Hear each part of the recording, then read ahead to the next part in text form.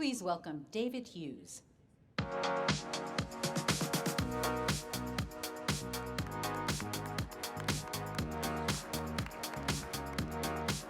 Welcome, everyone. Great to see you here this morning. You know, there are periods in time when innovation proceeds at a steady pace. And then there are other moments when it moves in leaps. We are living in one of those times. It's exciting. AI is changing everything. It's changing the pace of innovation. It's reshaping the way organizations operate, changing the way decisions get made. It's reshaping the way we build software, the way we serve customers.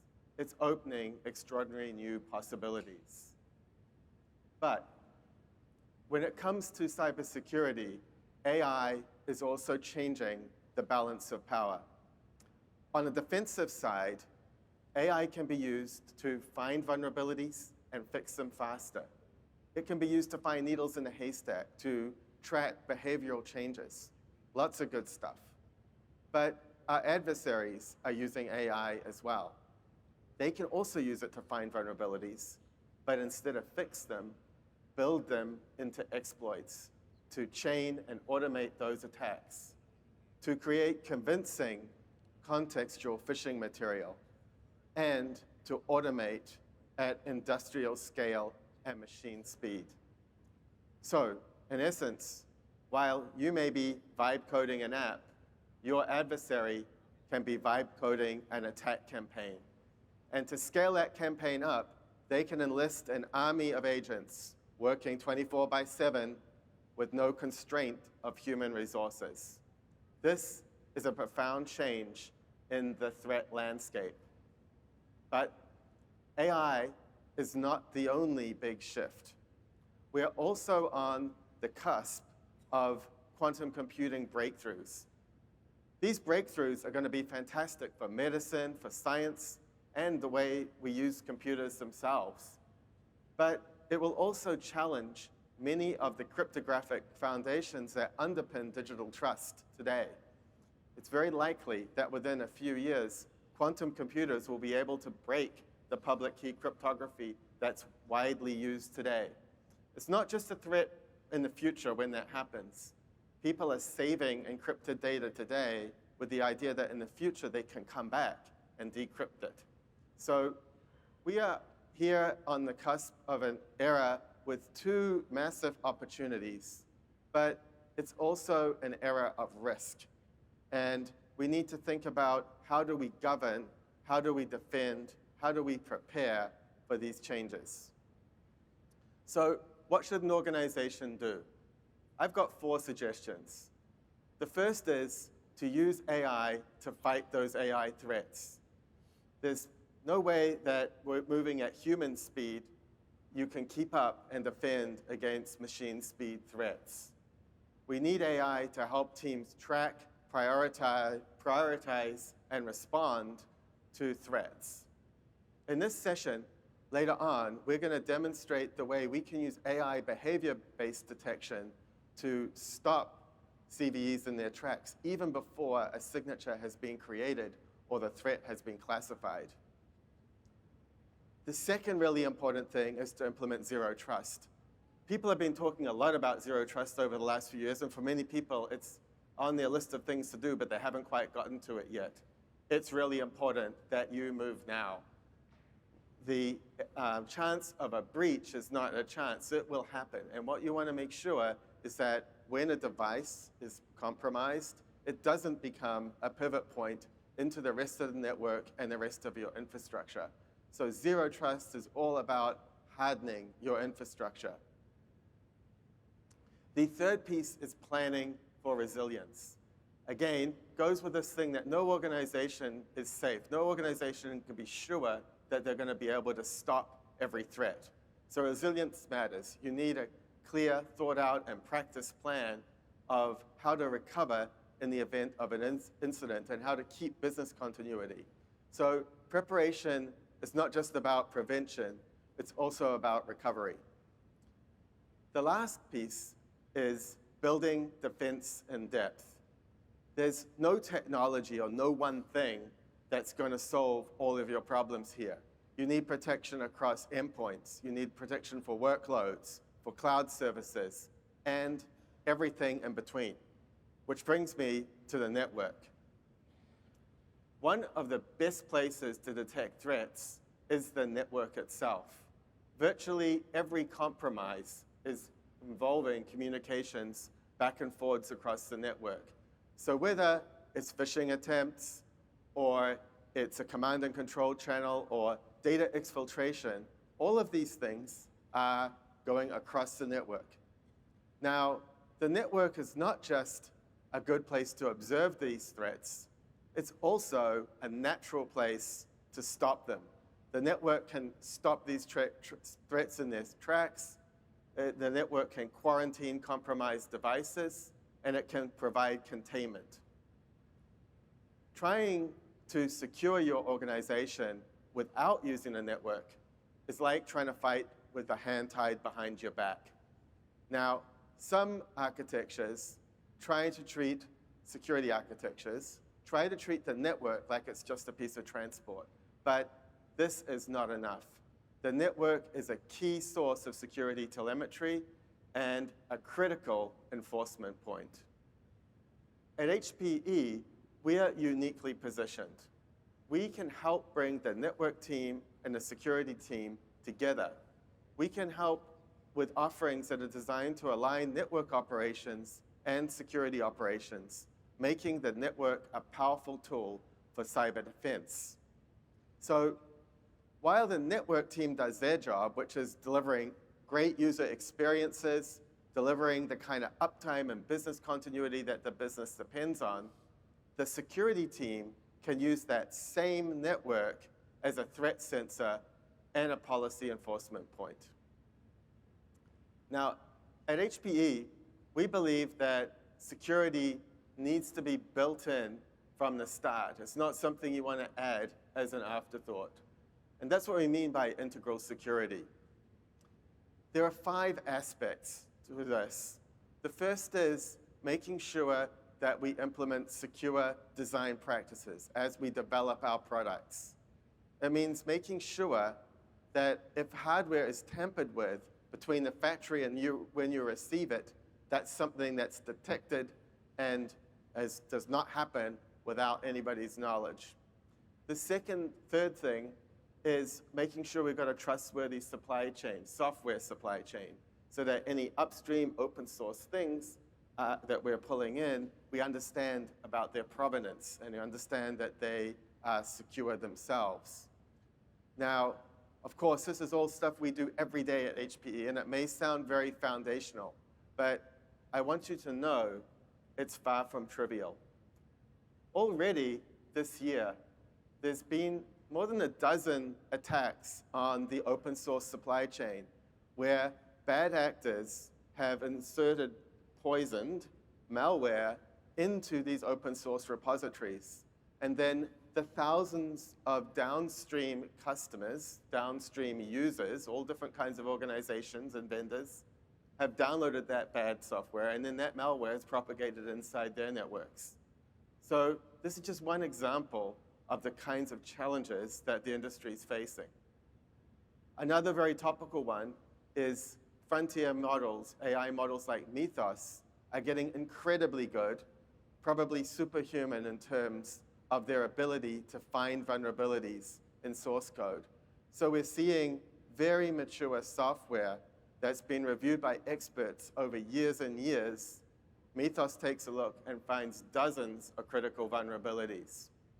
So at HPE, we're part of Project Glasswing.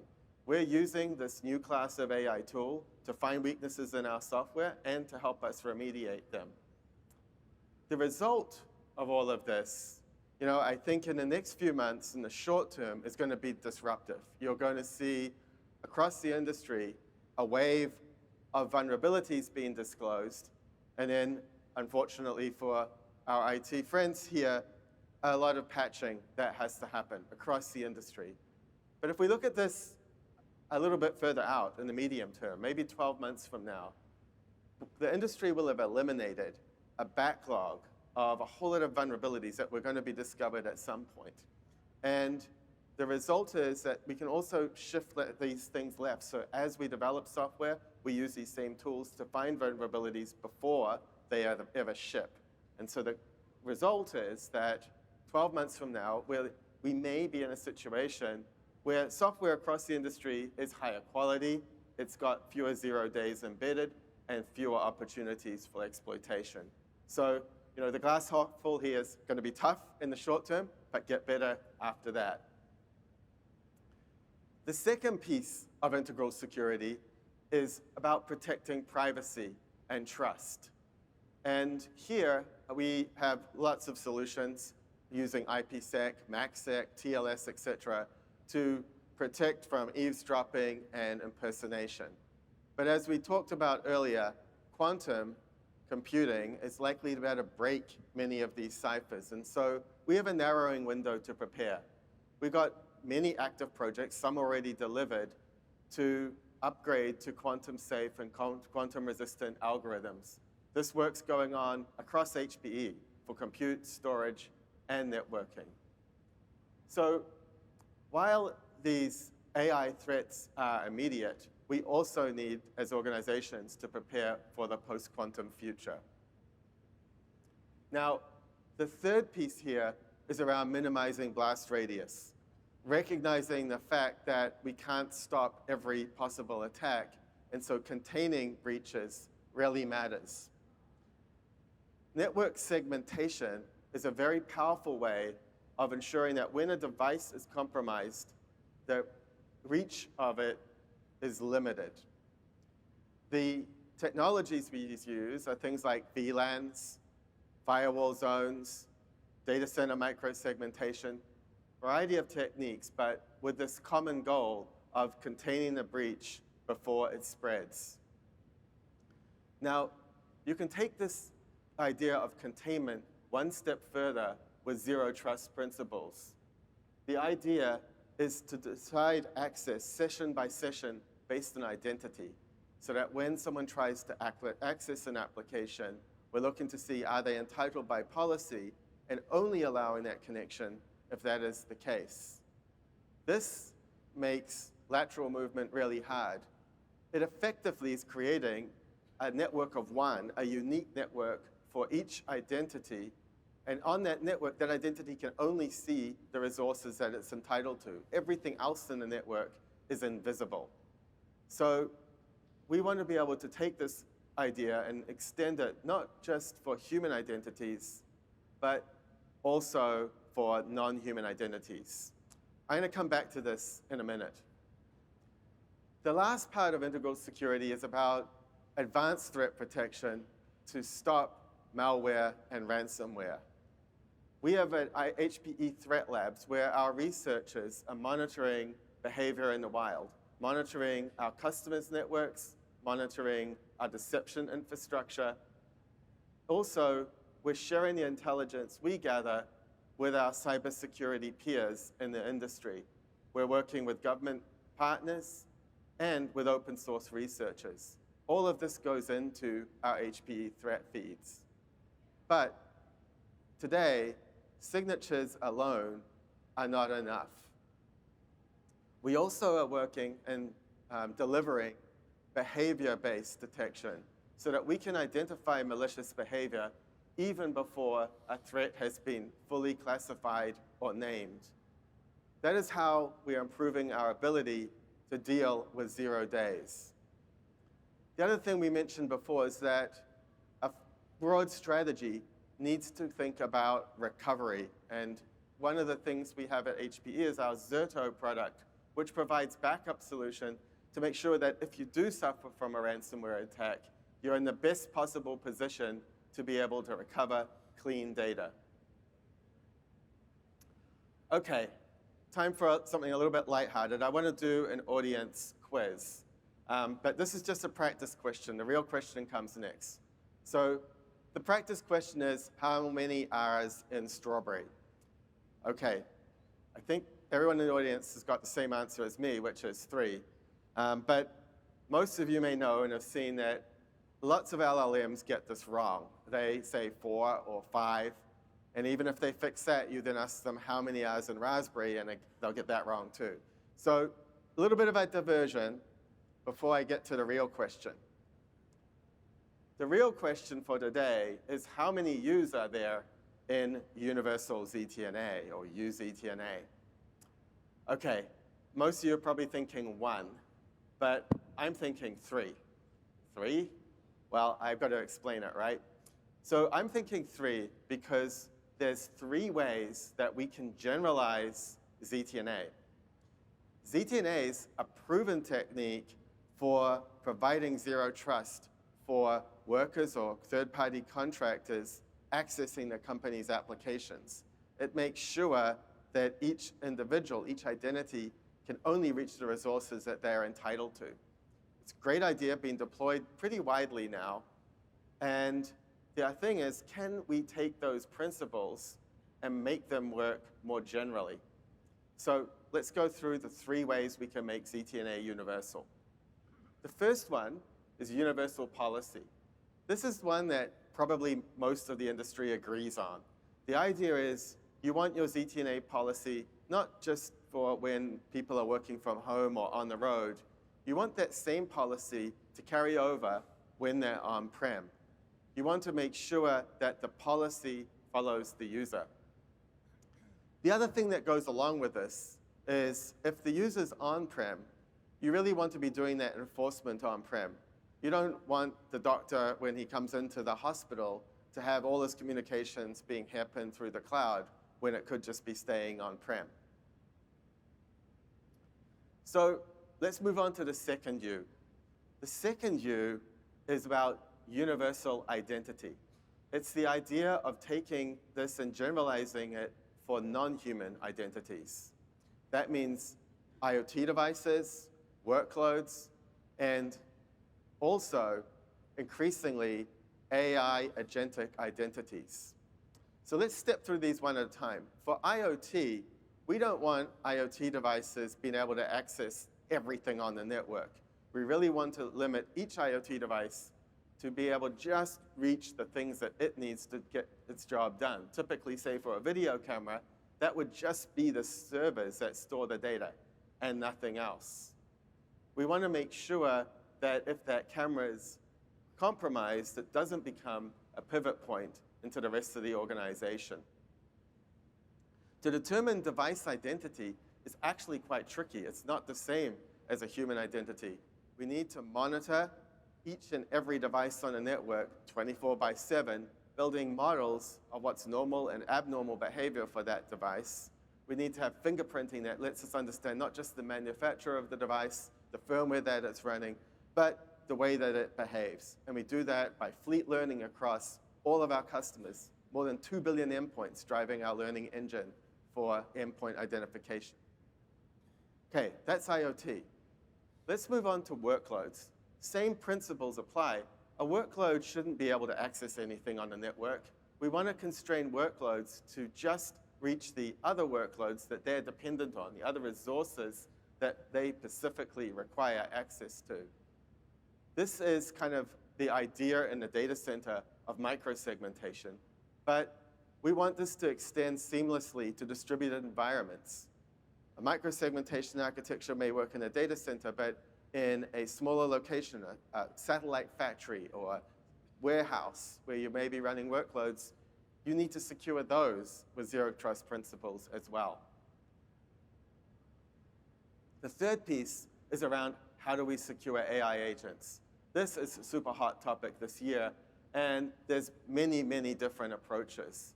But one super powerful technique that we have at our disposal is using these zero trust models applied to agents. So to agent communication, human to agent communication, and agent to service communication. The idea is that we can take an agent, say an OpenClaw. If you put that OpenClaw on your network, it can reach everything in the network, create a lot of risk.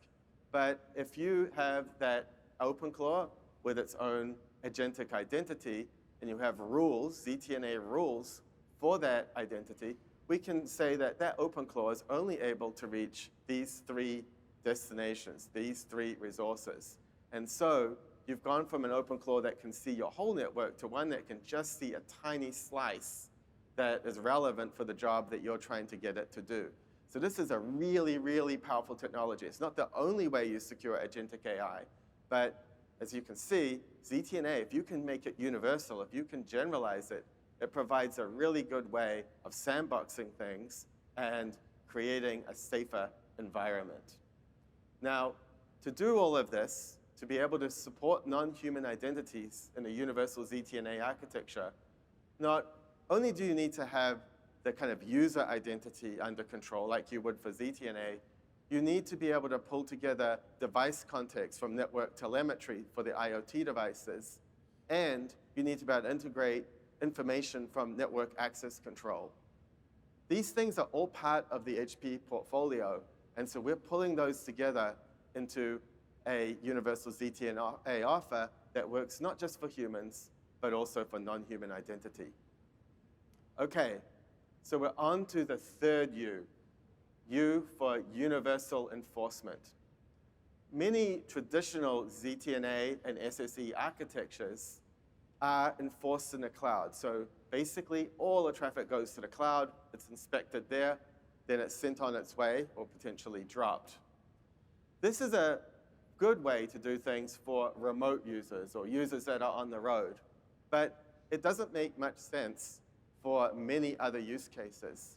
If you think about a robot in a factory floor communicating with something else in that factory, this is east-west traffic, it doesn't make sense to bring all that information up to the cloud and back again. If you think about in a hospital, a technician accessing an MRI machine from on-prem inside the hospital, that information doesn't need to go to the cloud and come back.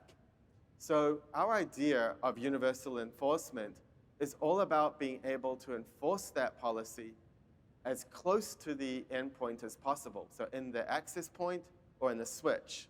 And then if not there, in the SD-WAN gateway or the firewall. And really, the cloud becomes a last resort for this on-prem traffic. If you think about it, this delivers 3 big advantages. First, it's more secure. If you have a compromised laptop in a hospital, wouldn't you want to quarantine it right there at the AP before it could see anything versus carrying all that information to the cloud and back? Second thing it does is it provides much better resilience. If the hospital loses its internet for a minute, all of the on-prem security continues to operate. All of the east-west security is in full force.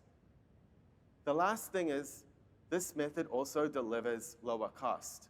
Regardless of whether you see it directly in your bill or not, every packet that goes out to the cloud and comes back to you is something you're paying for.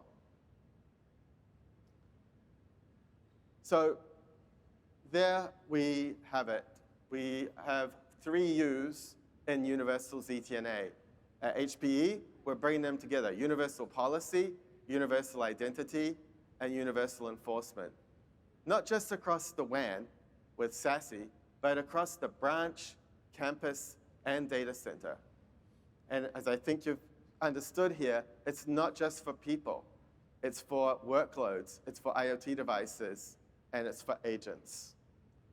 To bring this all to life, I'd like to invite Madani to join us and lead us through some demonstrations of our capabilities, live, by the way. Madani, can you join us?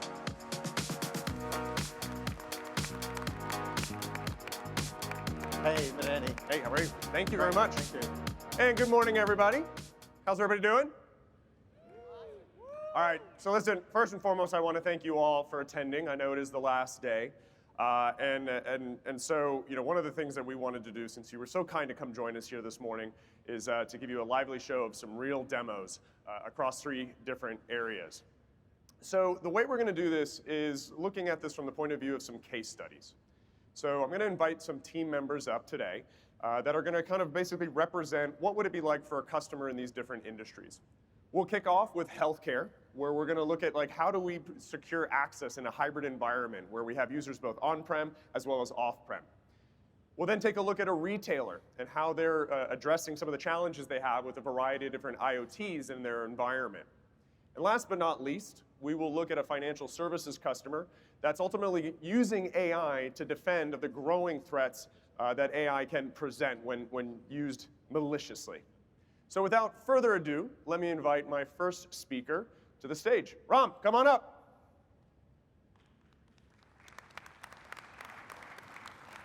Hey, Madani. Good morning, how are you? Great, thank you for having me. All right, Ram, we have a very captive audience today, and I think a great way to start today's session is first to talk a little bit about what is SASE. I think different companies kind of use it in different sort of ways. I think it would be great for us to kind of present our viewpoint. Sure. SASE at a very high level is a convergence of networking and security delivered as one unified service. It built on a foundation of zero trust, meaning never trust anything by default, always verify. And SD-WAN is the foundation for all of it. Everything else from SASE is what takes off from it. Got it. All right. So if I understood correctly, SD-WAN is the foundation, if you will. But talk about some of the challenges that customers face with implementing, or not necessarily implementing SASE, but challenges with SASE. Like what do customers, what are they worried about? Sure. These are some of the key challenges we hear from our customers. Fragmented security policies causing inconsistency in security enforcement, complex ZTNA deployment, slowing adoption and scale, inefficient troubleshooting impacting operations. If you look at it, these aren't separate problems. They are a symptom of fragmentation. Unified SASE brings it all together. All right. So Ram, I think the best thing for us to do at this point is probably to actually show it. Now, I think one of the things is maybe a good starting point would be SD-WAN. What do you think about that? Sure. Let me show it here. All right. What you're seeing right now on the screen is our new unified SASE orchestrator, bringing together our networking and security for on-prem and cloud in one unified platform. To do an SD-WAN on Edge Connect, you start with our business intent overlay. Right here, we start with three simple decisions. What is your application intent? What application get what treatment? And then your transport intent. And then finally, the performance intent. Once you decide these intents, the orchestrator takes over, transforming these intents into real working fabric, like tunnels and routes, and deploying them all in one shot. Whether you have deploying 5 sites or 5,000 sites, you are doing it once, and it gets done automatically. So, Ram, I think it's fair to say that Edge Connect is self-driving in that way. Exactly, Madani. Edge Connect is built to be self-driving. Once you declare the intent, Edge Connect takes over, steering every application to the path that meets its SLA. Bringing up a new site, it's quite easy. It inherits the intent, and it becomes part of the self-driving network. So I think that's a great coverage on sort of the SD-WAN side of it. Let's shift gears. Let's talk a little bit about security. So what does Edge Connect bring in that area? Sure. I'm going to demonstrate this with our fictional customer, CareTrust Health here. And I'm going to go to our security to build a global firewall policy. Just like the SD-WAN, we are declaring a security intent for this customer here. As you can see, this customer has already fragmented their network into multiple zones. Here, they have built policies to protect their IoT devices using application categories, web categories, IP reputations. To see all of them in action in working, I'm going to take you quickly to this customer's diagnostic console of one of the medical equipment. What you're seeing live now is this customer medical equipment doing a lot of traffic inside the box.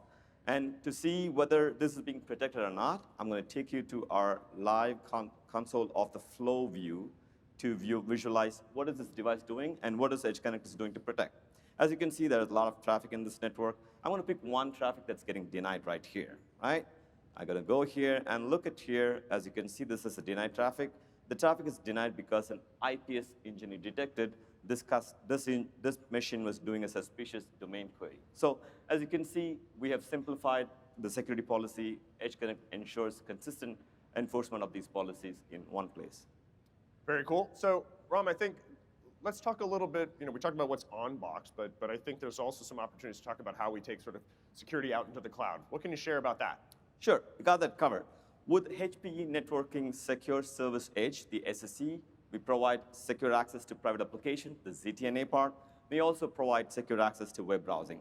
I'm going to focus on the ZTNA part here for a moment. I'm going to take you to right now. As you can see here, I'm not going to multiple console here. Right here, I'm managing my cloud security right now. And here, I'm going to show you a use case where this customer is using our cloud-based security to provide a contractor to come and access their network. As you can see, here's a policy engine. I'm going to click on this contractor policy. The policy will show you the contractor identity. Anybody coming in with the contractor identity will be allowed to access a very particular application. This identity is what is contractor, and then I have the destination for a very specific application. To see this live in action, again, I'm going to be a contractor for a moment, and I'm going to go to the next tab here. You might ask me, how did I get here? This is where your customer gives you a link, say, hey, here's a contractor, go and access my application, help me manage my medical equipment, right? And I'm here in this page as I logged in as a contractor here, and I click on my application, just the application that I've been told to access. That's it. Nothing else, no VPN, no one coming into my network. All right, to visualize this, what just happened, we also provide visibility to simplify operation. What we just looked at the flow pages for the on-prem security, we deliver the exactly same thing for our cloud-delivered security as well. So as you can see here, in this case, you have a contractor accessing application. I click on the details page. You get to visualize what just happened here.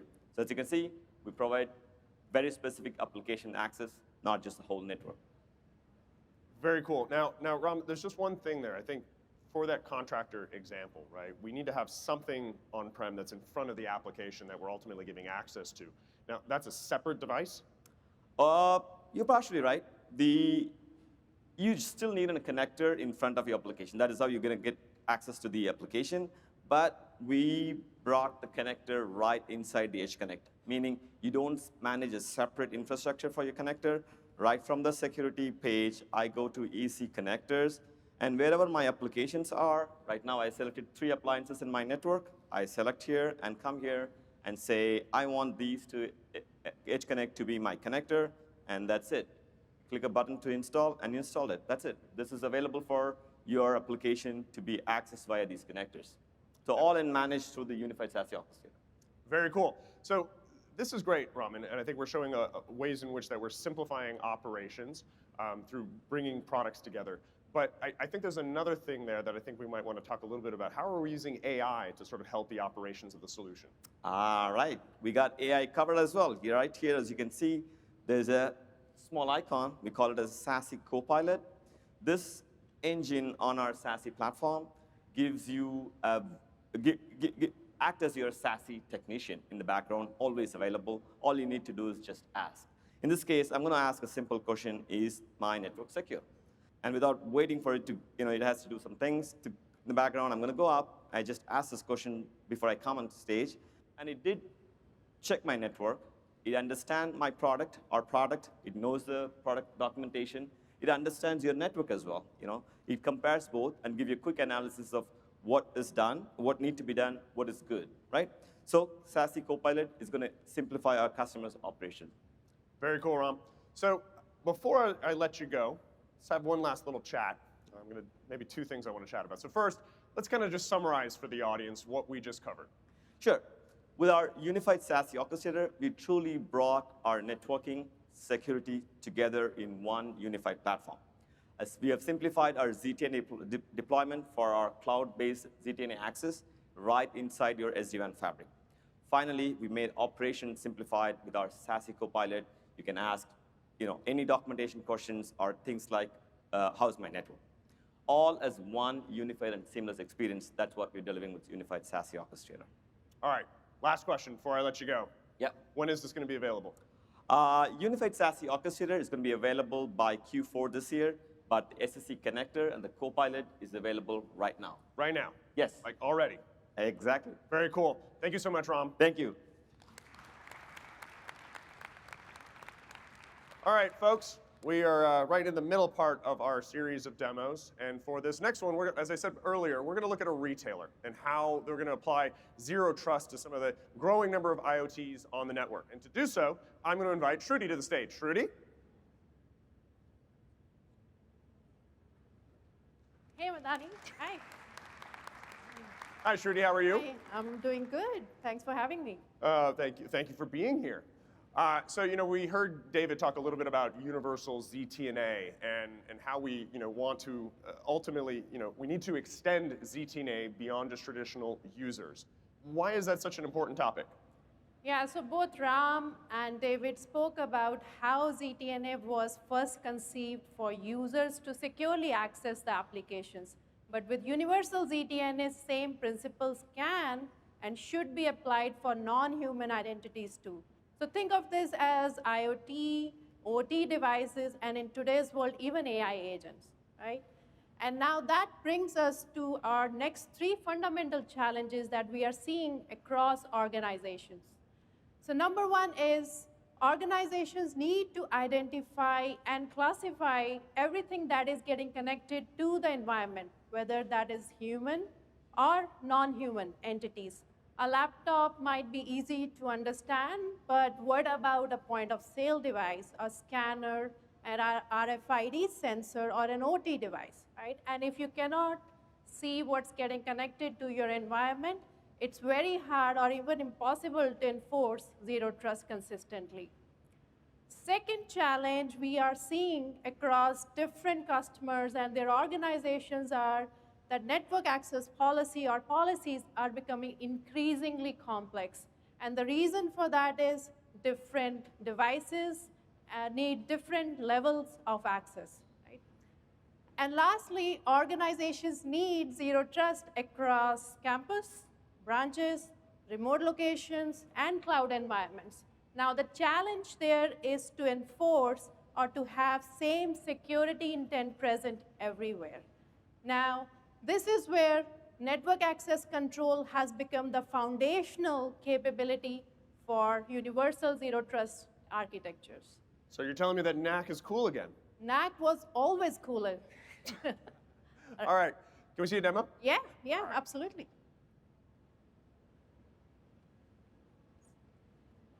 So for NAC to make intelligent decisions, it needs the intelligence, right? Now, this is where client insights comes in.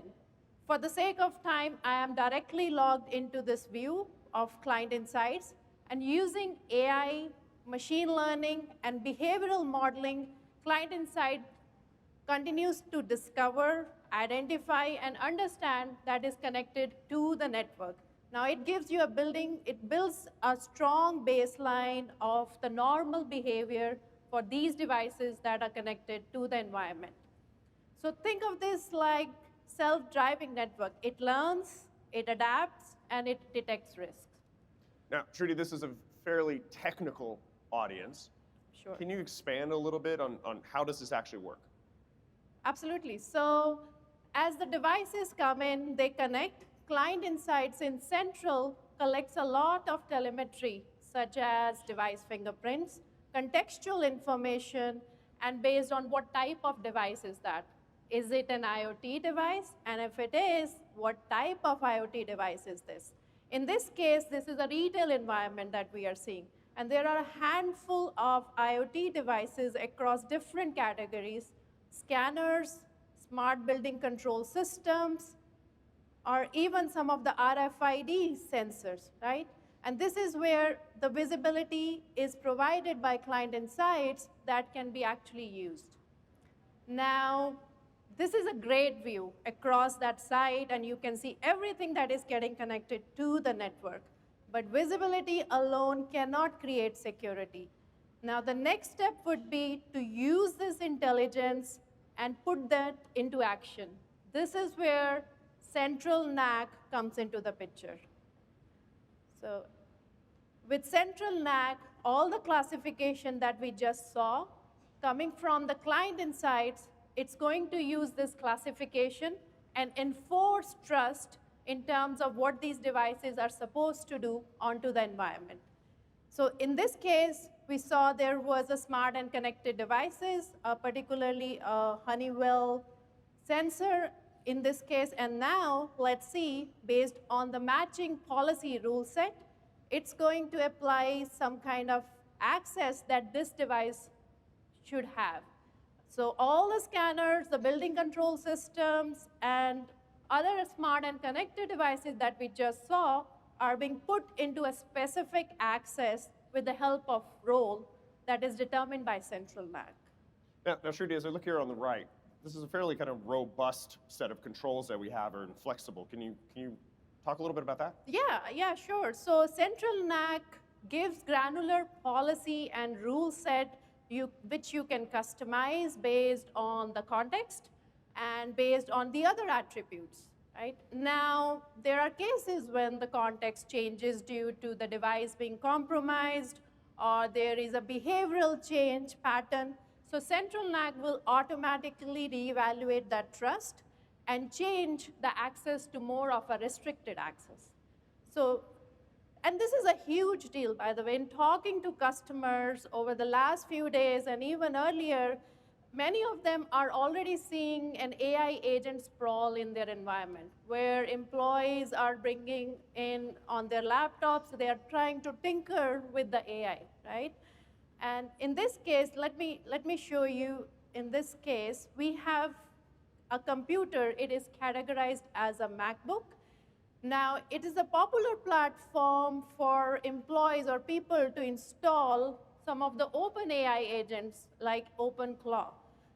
As you know, OpenClaw gained a lot of popularity earlier this year, where it is one of the very commonly available AI agents, open source AI agents available out there. So in this case, the network is active like a sensor, and it can detect when this MacBook reaches out to the external entity like OpenClaw. So Client Insights will update this device by applying a tag unsanctioned AI, and then central NAC is going to take this updated context and put this as an input to make the access policy decisions to put this particular device into a restricted mode, right? Very cool. Now, Shruti, there's one thing I did want to sort of ask. You know, we're looking at some very specific IoT type use cases. We've looked at how we could also recognize certain types of applications and make a change. But what about some of the more traditional, NAC use cases? Can we do that here as well? Yes, actually, let me show you how we can do that. So central NAC also supports all the cases around user networks or user identity and context. So think of these as your corporate users or personal devices where you have BYOD or bring your own device policies applied. So all of that is supported with central NAC, with device integration with third-party identity provider integration, as well as the Intune and Jamf integration that the solution and the platform already supports. Oh, all right, very cool. And speaking of third parties, one other area that I think customers have appreciated over the years is being able to support non-Aruba or HPE equipment. Can we also do that with this solution? Absolutely. So central NAC definitely supports the HPE networking infrastructure, all the devices that we have as part of the portfolio, but also the third-party network access devices as well. Very cool. All right, Shruti. I think we're at the end of our demo here, and just like I subjected Ram to this, I'm going to do the same to you. Could you do a quick little summary for our audience? Sure. So what we demonstrated today was the foundational capability for universal zero trust architectures. Client Insights that you saw provides the intelligence in terms of understanding what is getting connected to the environment, human as well as non-human entities. Central NAC takes that intelligence and enforces trust.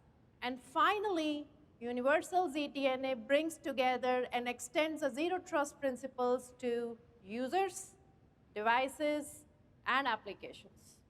All right, hard question. When is this available? That's an easy one. So everything that we spoke about today is existing, it's shipping, it is part of the Aruba Central solution for all of you customers and partners to go and try it out. Awesome. Thank you so much, Shruti. Thank you so much. All right, folks, we're turning around the bend on our last and final case study. So we're going to look at a financial services customer where, as I said, they're using AI to defend of the growing AI threats that are on the network. To do that, I would like to invite my last speaker, Pradeep. Come on, Pradeep. Hi, Madani. Good morning, Pradeep. How are you? Thank you for having me here. Thank you for being here. You're the one who's going to do the demo.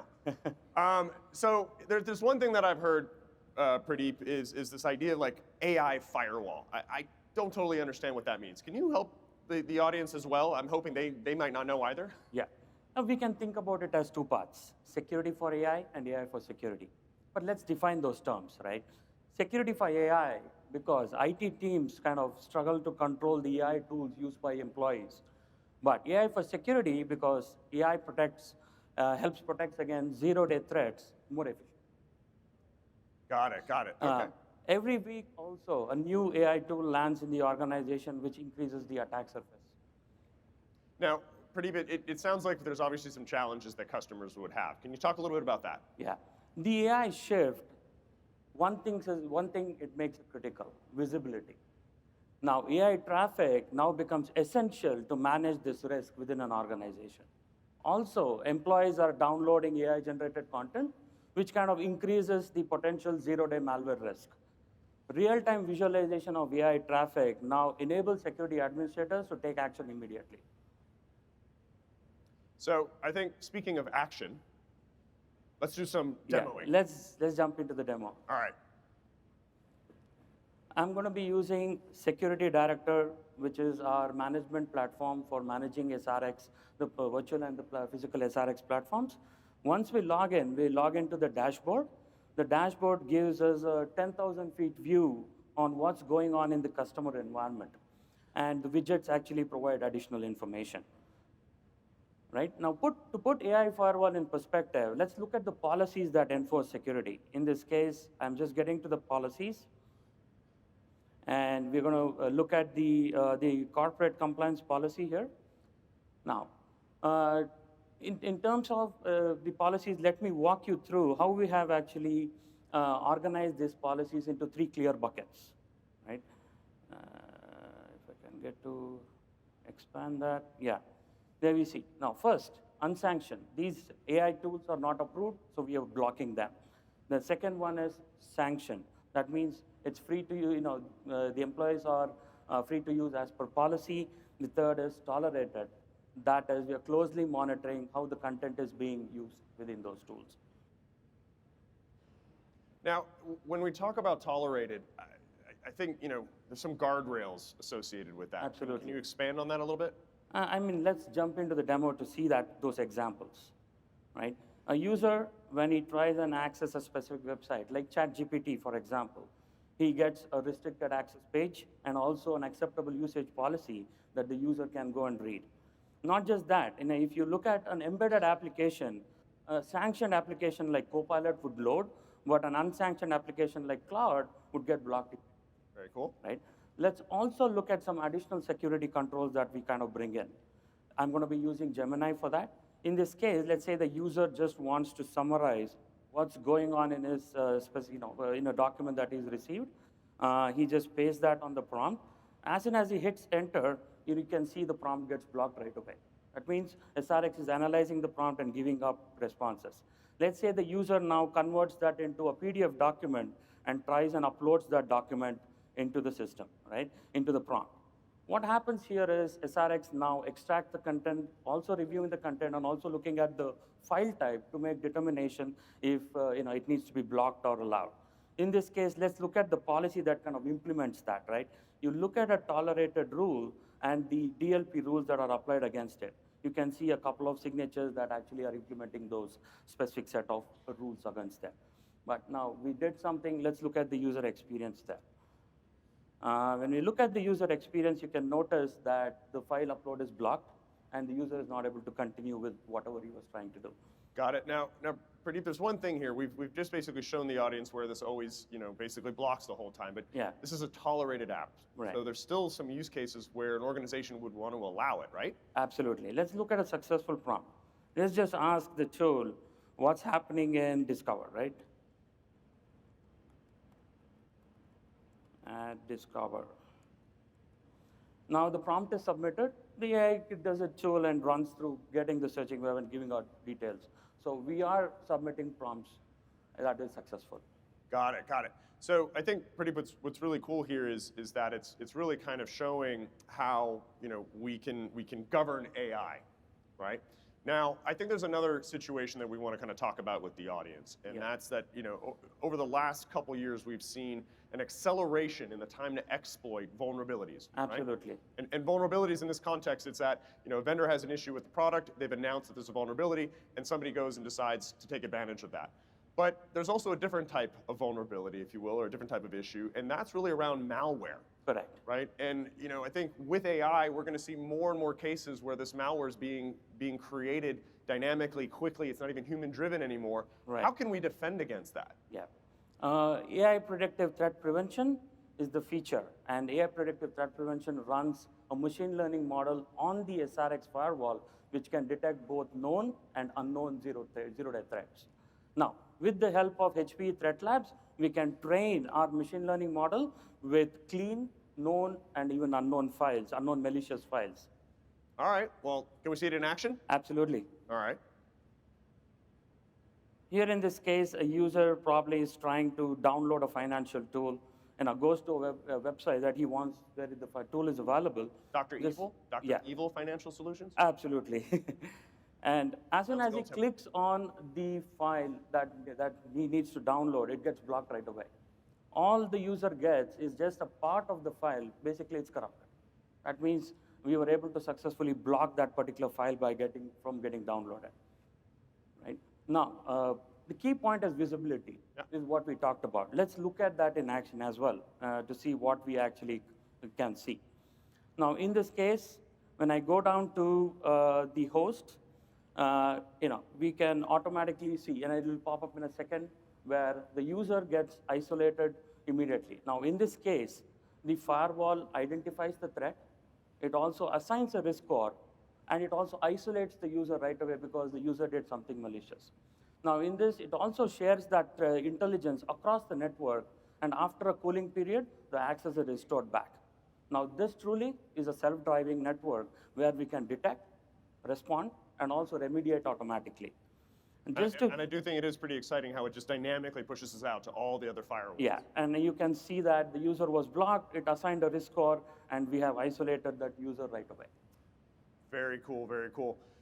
So we've shown some, two great kind of technologies here. And, I mean, for a lot of people, operations and training, these are really critical in terms of how they're going to make a decision on what they're purchasing. So what are we doing to simplify operations with the SRX? Well, that's an excellent question.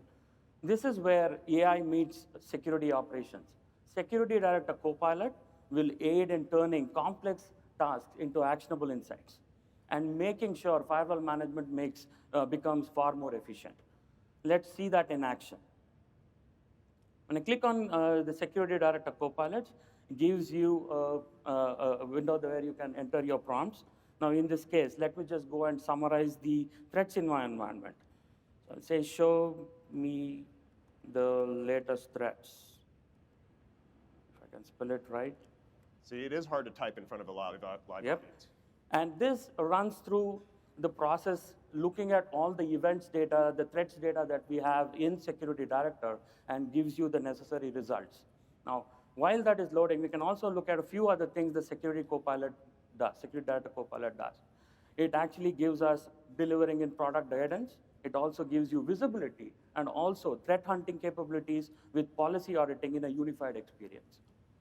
Very cool, very cool. And there we go. There you go. You get the results. You got all the recommendations that were come out of based on the threats it analyzed, and it also gives you a very good information on how does it map to a campaign as well.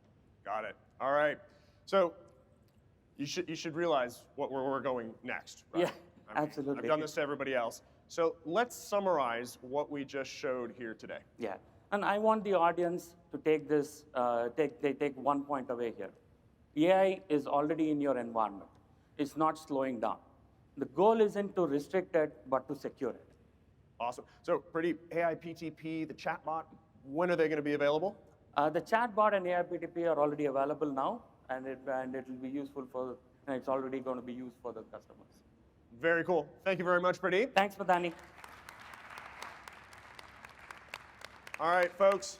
I want to thank you very much for the captive audience as we watch through these 3 different types of demos as they relate to these case studies. But I do want to sort of highlight, I hope many of you in the room are sort of like, well, I might not be that vertical, but that is relevant to me. So we hope you all kind of took away with some interesting information and hopefully come talk to our team members and so forth. Without further ado, let me invite David back to the stage to close us out. Thank you very much. Danny and team, those were some fantastic demos bringing our story to life. Now, I imagine some of you in the audience have got a question around how does SASE Orchestrator and Security Director fit in with Mist and Central? Well, the answer lies with our agentic mesh. SRX and SD Security Director are our platform for a security operator, security persona. And Security Director understands and is the authority for all things related to security.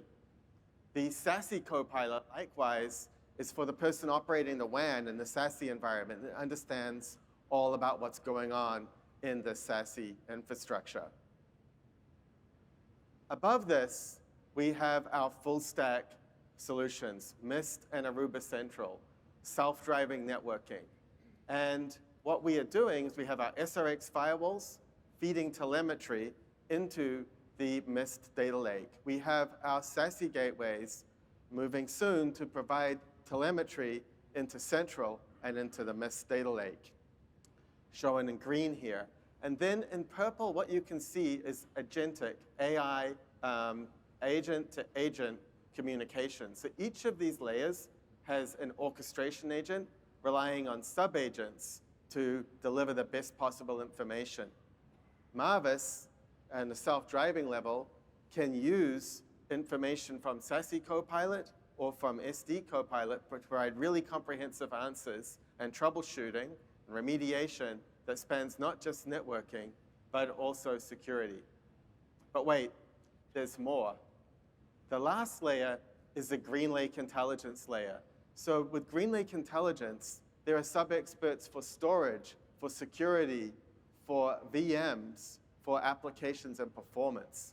And so at that layer, we're able to provide cross-domain troubleshooting and self-driving remediation. Storage, compute, networking, all at that ecosystem level. Now, I'm going to wrap up by explaining and recapping how we can help the security team and the networking team work well together, how we can unify SecOps and NetOps. The first piece is around shared visibility. We want to make sure the network team and the security team are on the same page. The second piece is global policy. We want to abstract the policy away from the network so it can be determined by the security team, and yet the network can be the part that implements it. The third part is edge-to-cloud enforcement. We want to be able to enforce that policy as close to the edge as possible, ideally in the access point or the switch, if not, in the SD-WAN gateway or the firewall, and then finally in the cloud if that's necessary. Remember, this delivers better isolation, it delivers better resiliency, and it delivers better costs. The fourth piece is around dynamic detection and response. Using the network as a sensor, being able to model behavior, being able to continuously monitor every single device 24/7. And when an anomaly is detected, being able to immediately quarantine that device or drop that session.